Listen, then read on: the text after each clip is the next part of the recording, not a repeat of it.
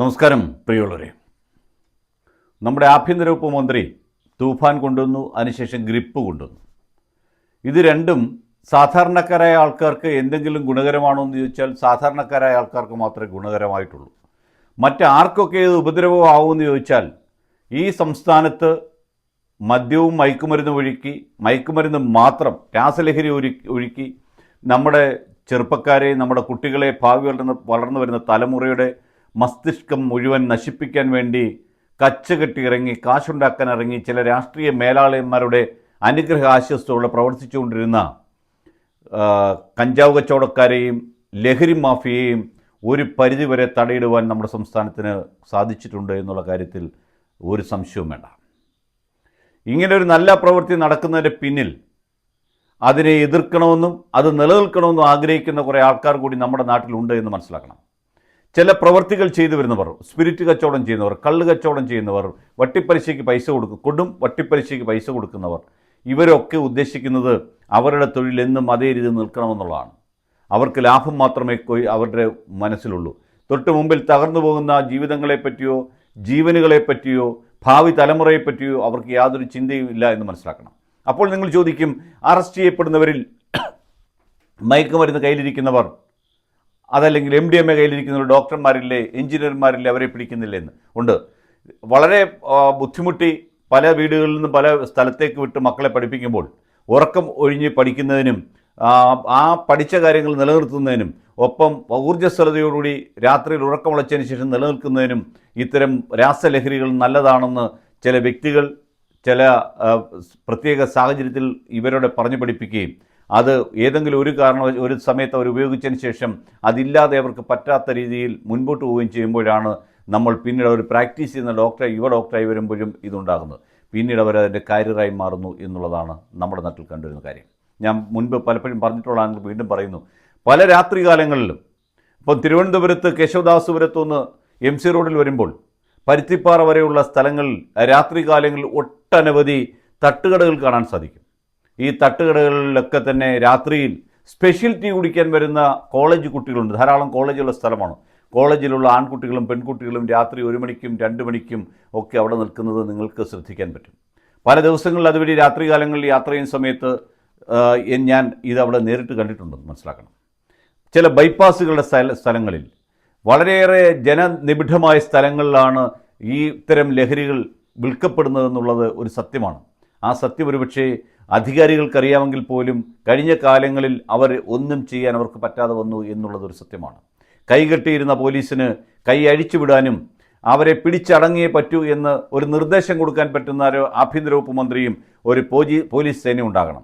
3 മാസം കൊണ്ട് ഒരു പോലീസ് സേന, ഈ 18 ആവുമ്പോഴാണ് 3 മാസം തികയുന്നത്. 3 മാസമാകുന്ന ഒരു ഭാഗം കൊണ്ട് ഒരു പോലീസ് സേനയെ മാറ്റിയെടുത്ത് തങ്ങളുടെ കരങ്ങളിൽ സുസജ്ജമാക്കണമെങ്കിൽ സാധിക്കുമെന്ന് ചോദിച്ചാൽ ഇല്ല എന്നുള്ളതൊരു സത്യമാണ്. ഇനിയും എടുക്കും 1 വർഷം വരെയെങ്കിലും ഈ പോലീസിൻ്റെ കഴിഞ്ഞ കുറേ നാളത്തെ ഉറക്കവും അനകാപ്പാറ നിയമവും മാറണമെങ്കിൽ. കാരണം രാഷ്ട്രീയം മാറിയെന്നും രാഷ്ട്രീയ നേതൃത്വത്തിൻ്റെ ഇച്ഛ അനുസരിച്ച് പ്രവർത്തിക്കാൻ പോലീസ് സന്നദ്ധമാകുന്നതിന് കുറേ സമയമെടുക്കുന്നുള്ള കാര്യത്തിൽ ഒരു സംശയമുണ്ട്. അതിലെടുത്തു പറയേണ്ട ഒരു കാര്യം, പോലീസ് സേനയിലുള്ള എൻ്റെ നല്ല സുഹൃത്തുക്കൾ എന്നോട് എതിർക്കാതിരിക്കുക. പോലീസ് അസോസിയേഷൻ പിരിച്ചുവിട്ടാൽ പോലീസ് സേന രക്ഷപ്പെടുമെന്ന് വിചാരിക്കുന്ന ഒരു കൂട്ടത്തിലാണ് ഞാൻ. എന്തിനാണ് നമ്മുടെ കേരളത്തിലെ പോലീസിന് സേന? അതിൻ്റെ ആവശ്യമുണ്ടോ എന്ന് ചോദിക്കാം. എന്നാൽ ഈ വിഷയത്തിൽ കടക്കും മുമ്പ് നമ്മുടെ സംസ്ഥാനത്തിൻ്റെ ആഭ്യന്തര വകുപ്പ് മന്ത്രി നേരത്തെ ആഭ്യന്തര വകുപ്പ് മന്ത്രി ആവുന്നതിന് മുമ്പ് അദ്ദേഹം ഒരു NGOയ്ക്ക് രൂപം കൊടുത്തിരുന്നു. പ്രൗഡ് കേരള എന്നായിരുന്നു എൻ്റെ പേര്. കേരളം മുഴുവൻ അദ്ദേഹം ലഹരിക്കെതിരെയുള്ള സന്ദേശം ഓരോ ജില്ല വഴി ഇങ്ങനെ നടത്തിക്കൊണ്ടിരുന്നു. അത് അദ്ദേഹത്തിൻ്റെ മകൻ തന്നെ ഈ അടുത്ത സമയത്ത് ഒരു ചാനൽ ചർച്ചയിൽ പ്രസിദ്ധപ്പെട്ടു. അദ്ദേഹത്തിൻ്റെ മകൻ ഡോക്ടർ രോഹിത് അത് പറയുകയും ചെയ്തിരുന്നു. അദ്ദേഹം ഒരു റീഹാബിലിറ്റേഷൻ സെൻറ്ററിൽ വർഷങ്ങളായിട്ട് ജോലി ചെയ്യുന്ന ഡോക്ടറാണ്. അവിടെ കാണുന്ന റീഹാബിലിറ്റേഷൻ സെൻറ്ററിൽ വരുന്ന ഓരോരുത്തരെയും കാണുമ്പോഴത്തെ എനിക്ക് വിഷമമുണ്ടെന്നും ദുഃഖമുണ്ടെന്നും അച്ഛൻ്റെ ജീവൻ ഇവരുടെ മുമ്പിൽ അടിയറ വെക്കേണ്ടി വരുമോ എന്ന് പോലും ആ മകനും കുടുംബവും സംശയിക്കുന്നുവെന്നാണ് അദ്ദേഹം പറഞ്ഞത്. അത് ശരിയാണ്. അദ്ദേഹം കൈകാര്യം ചെയ്ത 2 കാര്യങ്ങൾ, ഒന്ന്, നമ്മുടെ നാട്ടിലെ ഗുണ്ടകളെന്ന് പറയുന്നത് ശരിക്കും പറഞ്ഞാൽ കൊട്ടേഷൻ എടുക്കുന്നവരാണ്. പണ്ട് കൊട്ടേഷൻ എന്ന് പത്രത്തിൽ കണ്ടതിനർത്ഥം ഏതെങ്കിലും സർക്കാരിൻ്റെ വസ്തു ലേലം ചെയ്യുന്നു, അല്ലെങ്കിൽ ഏതെങ്കിലും സർക്കാരിൻ്റെ ജോലി കൊട്ടേഷൻ കൊടുത്ത് അതിൽ നിന്ന് അത് കരാറെടുത്ത് ചെയ്യുക എന്നൊക്കെയായിരുന്നു. ഇപ്പോൾ കൊട്ടേഷൻ എന്ന് പറഞ്ഞാൽ ആ പേരെ മാറി. ഇപ്പോൾ കൊട്ടേഷൻ്റെ പേര് തന്നെ ആരുടെയെങ്കിലുമൊക്കെ ചില പണക്കാരുടെ കൊട്ടേഷൻ എടുത്ത് ചില ആൾക്കാരെ തട്ടിക്കൊണ്ടു പോവുക, അല്ലെങ്കിൽ സ്വർണം പൊട്ടിക്കുക, അല്ലെങ്കിൽ മയക്കുമരുന്ന് കൊണ്ട് കൊടുക്കുക, അതല്ലേ രാഷ്ട്രീയ പാർട്ടികൾ വരുന്നവരെ പോയി കാല് വെട്ടുക, കൈവെട്ടുക. ഇവിടുന്ന് ബാംഗ്ലൂരിലും മറ്റ് സ്ഥലങ്ങളിലും പോയി കൈവെട്ടിയിട്ടും കാല് വെട്ടിയിട്ടൊക്കെ സുരക്ഷിതമായി വന്ന് നാട്ടിൽ ജീവിക്കുന്ന പലരും ഉണ്ടെന്നാണ് ചില പോലീസ് സുഹൃത്തുക്കൾ പറയുന്നത്. ഡി അഡിക്ഷൻ സെൻ്ററുകളിൽ എത്തപ്പെടാൻ വേണ്ടി മാത്രം ചിലപ്പോൾ വർഷങ്ങളെടുക്കുന്നവരുണ്ട്. അവിടെ ഡി അഡിക്ഷൻ സെൻ്ററിൽ എത്തിക്കഴിഞ്ഞാൽ അവർ രക്ഷപ്പെടുമെന്ന് ചോദിച്ചാൽ ചിലപ്പോൾ ചിലർ, അതിൽ 100-ൽ 1-2 പേര് മാത്രമേ നല്ല ജീവിതത്തിലേക്ക് തിരിച്ചു വരുന്നുള്ളൂ എന്ന് മനസ്സിലാക്കണം. ഒരു ചെറിയ ഉദാഹരണം സൂചിപ്പിക്കാം. ഒരു സാധാരണ പണിക്കാരൻ, അയാൾ എല്ലാ ദിവസവും ഒരു 300 രൂപയ്ക്ക് മദ്യപിക്കുന്നുണ്ടെന്ന് വെക്കുക. അതൊരു മാസം എത്ര രൂപയാകും? 30 ദിവസം മദ്യപിക്കുന്ന ആളാണ്. മദ്യപിക്കാതിരിക്കാൻ പറ്റില്ല. 300 ആവറേജ് എടുത്താൽ പോലും 9,000 രൂപ വേണം. അങ്ങനെയാണെങ്കിൽ ഒരു വർഷം അയാൾ എത്ര രൂപ ചിലവാക്കി നിങ്ങൾ നോക്കണം. 1,80,000 രൂപ. കഴിഞ്ഞ 30 വർഷമായിട്ട് അയാൾ കുടിക്കുന്നുണ്ടെങ്കിൽ അയാൾ ചിലവാക്കിയ തുക എത്രയാണ്? 30 ലക്ഷം രൂപയാണ്.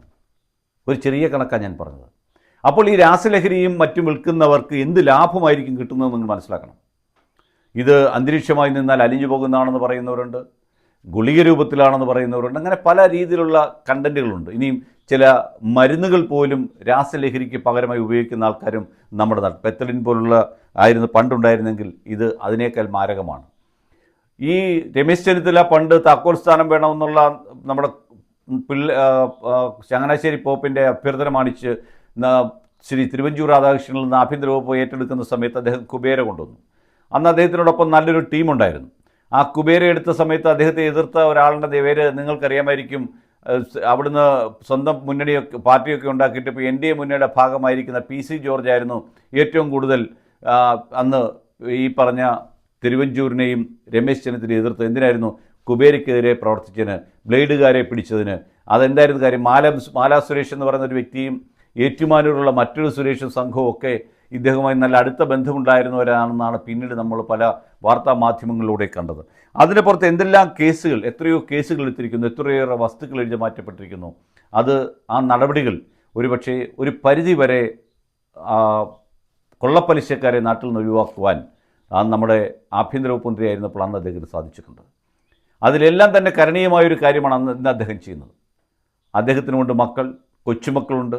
തങ്ങളുടെ കൈവിരൽ പിടിച്ചു വളരുന്ന ചെറുമക്കൾക്ക് ഗതി ഉണ്ടാകാതിരിക്കുവാൻ വേണ്ടി അദ്ദേഹത്തിന് ഇത് ചെയ്യാം. അതാണ് ഒരു ഭരണാധികാരി ചെയ്യേണ്ടത്. പക്ഷേ ഇവിടെ സൂചിപ്പിക്കാനുള്ളത്, ബഹുമാനപ്പെട്ട കേരളത്തിൻ്റെ മുഖ്യമന്ത്രിയോടും DGPയോടും സൂചിപ്പിക്കാനുള്ളത്, ആഭ്യന്തര വകുപ്പ് മന്ത്രിയുടെ ജീവൻ നിങ്ങളുടെ കൈകളിലാണ്. അദ്ദേഹത്തിൻ്റെ സുരക്ഷ കൂട്ടണം. അദ്ദേഹം സഞ്ചരിക്കുന്ന വഴികളിൽ, അദ്ദേഹത്തിൻ്റെ വീട്ടിൽ, അദ്ദേഹം പോകുന്ന സ്ഥലങ്ങളിൽ സുരക്ഷ കൂട്ടിയേ മതിയാകൂ. ആളെ കൂട്ടുന്നതിന് പകരം നിങ്ങൾ സുരക്ഷ കൂട്ടി അദ്ദേഹത്തിൻ്റെ ജീവിതത്തിന് പരമാവധി പരിരക്ഷ കൊടുക്കേണ്ടത് അനിവാര്യമാണെന്നാണ് ഈ ഉള്ളവന് തോന്നുന്നു. അത് അദ്ദേഹത്തിൻ്റെ വീട്ടുകാർക്കും ഉണ്ടാകും.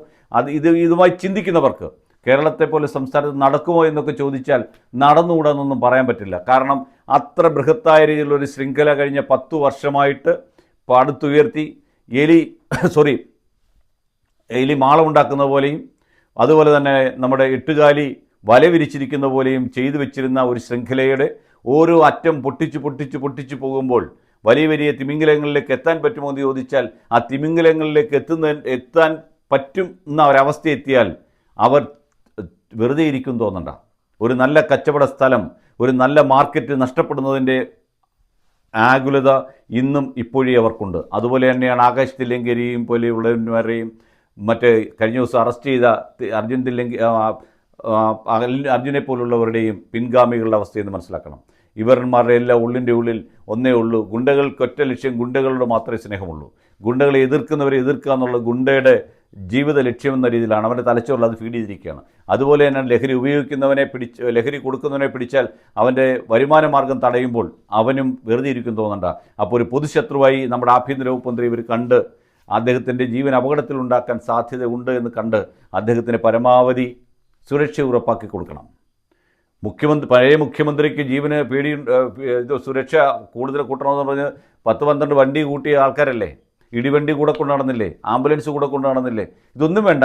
അദ്ദേഹത്തിൻ്റെ സുരക്ഷാ സേനയിൽ കുറേ കൂടി സജീവമായി നിൽക്കുന്ന ആൾക്കാരെ ഉപയോഗിച്ചുകൊണ്ട്, പോലീസിൻ്റെ മന്ത്രിയാണ്, ആ ഒരു സുരക്ഷ അദ്ദേഹത്തിന് ഉയർന്ന രീതിയിലുള്ള സുരക്ഷ കൊടുക്കേണ്ടത് സംസ്ഥാനത്തിൻ്റെ ആവശ്യമാണെന്ന് ഈ ഉള്ളവന് തോന്നുന്നു.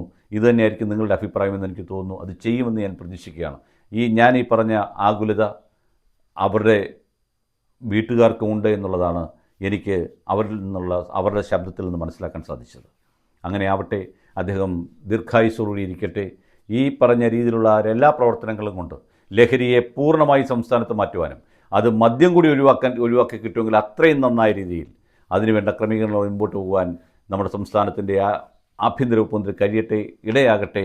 നമ്മുടെ നാട്ടിൽ സ്വൈര ജീവിതം ഉണ്ടാക്കുവാൻ, ഗുണ്ടകളെ ഒഴിവാക്കുവാൻ അദ്ദേഹത്തിന് കഴിയട്ടെ എന്ന് മാത്രം ആശംസിക്കുന്നു. നന്ദി, നമസ്കാരം.